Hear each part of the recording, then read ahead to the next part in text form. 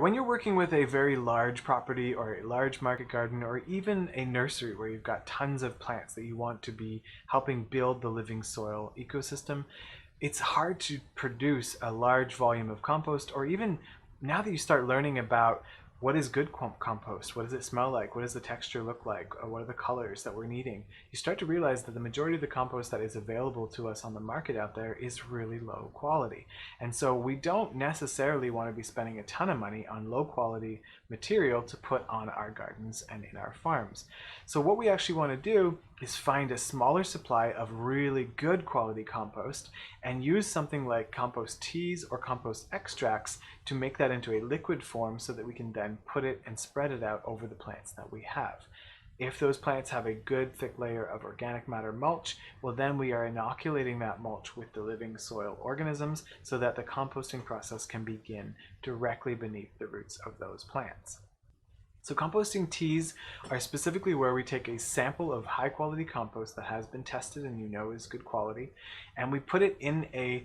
brewer that is going to actually be circulating oxygen through a tank. And in that tank of dechlorinated water, we have added specific foods that are going to either help the fungi grow or help the bacteria grow. And through that brewing, which is an oxygenation process for 24, 48, or 72 hours, depending on what you're trying to do, we are going to multiply the number of organisms. And this is the difference between compost teas and compost extracts that's important to take note of, is that we're actually taking a certain population of bacteria and fungi, and we are increasing that population because we're giving them an oxygen-rich environment, and we're feeding them so they multiply.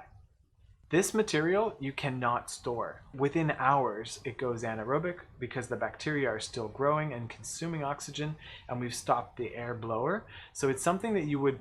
have machinery for or hire somebody to produce, and then it gets immediately applied and sprayed to your garden. But what we can do with it, which is really interesting and useful, is you can take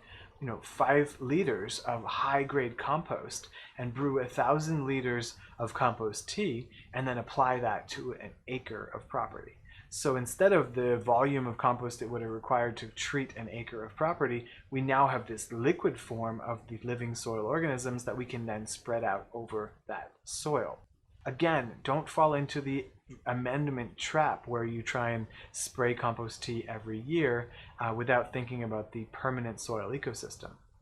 Farmers who go out and buy compost every couple of years and spread it on their farms are really missing the need for building a living soil continually in the ground. So if you have mulch and cover crops, when you're applying your compost tea, it will start to inoculate those mulch and cover crops with the living soil organisms so that we have that living soil food web established permanently in your growing area.